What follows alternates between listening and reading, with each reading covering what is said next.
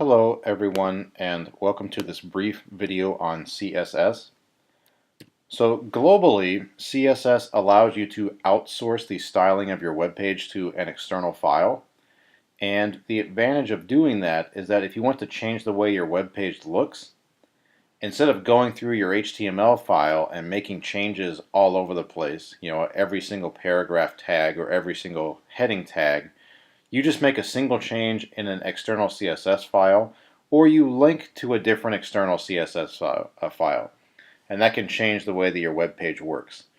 So the actual styling or the way that your web page looks, those commands are all external now and independent of your HTML file. So just imagine that you have an HTML file where you have several paragraphs that are in red font, several that are in blue, several that are yellow, and also Courier New, etc. You have all sorts of style choices that you've made. Suppose that you don't like the way that looks anymore. I don't want any of this red, blue, yellow, Courier New. I want to just change it all to standard black Times New Roman text. Okay, imagine you wanted to do that.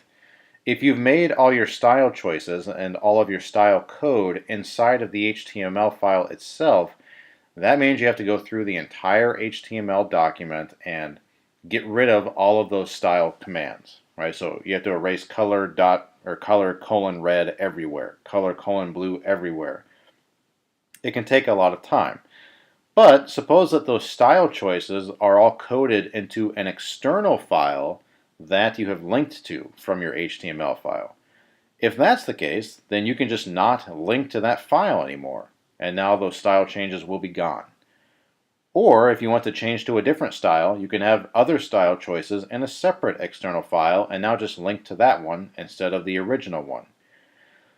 So the point of using CSS is that when you have all of your style choices outsourced to different files, it means that you don't have to worry about styling inside of your HTML document. So you can make minimal changes to change the way your website looks. That's the idea. So to create a CSS file, you type the styling code in Notepad or TextEdit and you save as .css. So it works just like an HTML file.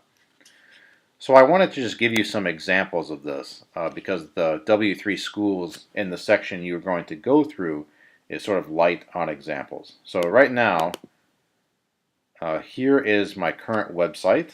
Okay, it's quite boring. I've done nothing to it. And let me just show you the code for that. So first of all, you might notice this looks funny. This is how you create a comment in HTML code. So that's something else that you will learn tomorrow. But anyway, so the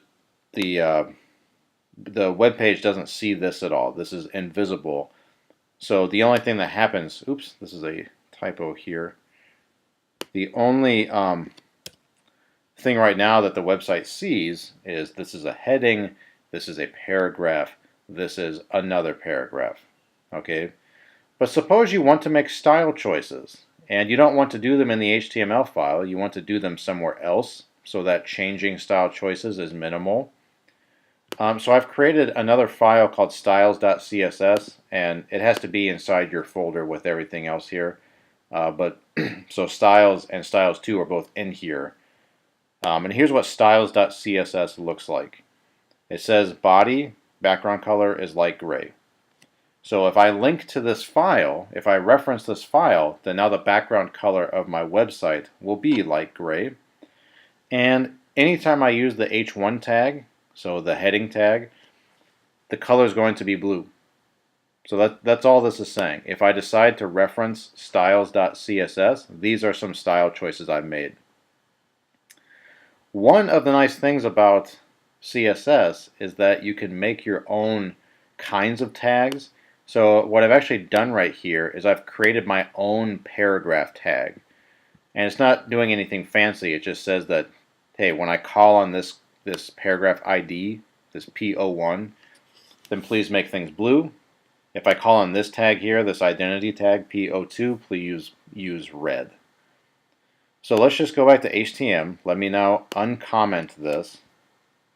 And I will call on not styles2, but styles1. So here's how you reference a style sheet. You do this little link and then rel equals style sheet. So you're telling it I'm going to a CSS file and then give it the name of the file with an href equals. So this whole line of code up here goes inside of the head tag.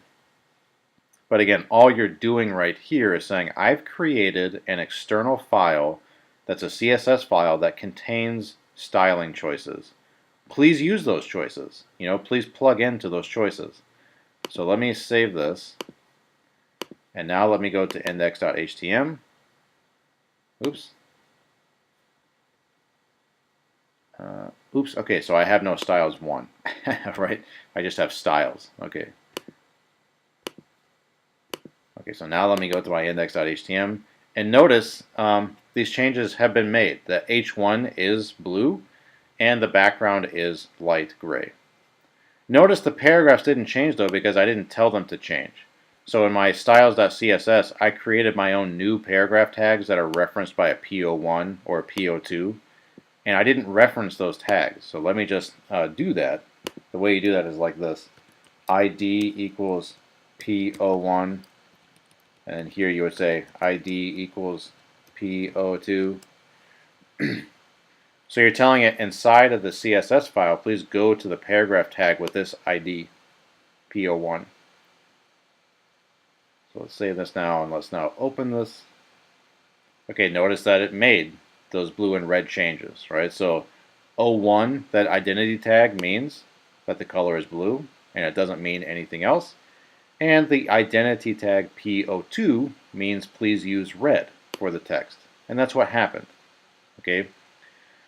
So this website is still boring, and it's maybe even less aesthetically pleasing than the original, but you get the idea here, right? That I've outsourced my style choices. So if I don't like this anymore, if I don't like the way this looks, I can just go back into my original HTML file and just get rid of this with a comment, or just delete it, And now, if I save this time, I'm right back to where I started, So that was a minimal change. If I had, oops, yeah, there's the code. If I had all of this, all of those style choices inside of this HTML file, I would have to go through and delete a bunch of stuff, But I don't have to do that because I linked to an external style sheet, and I can just get rid of the command that links to that.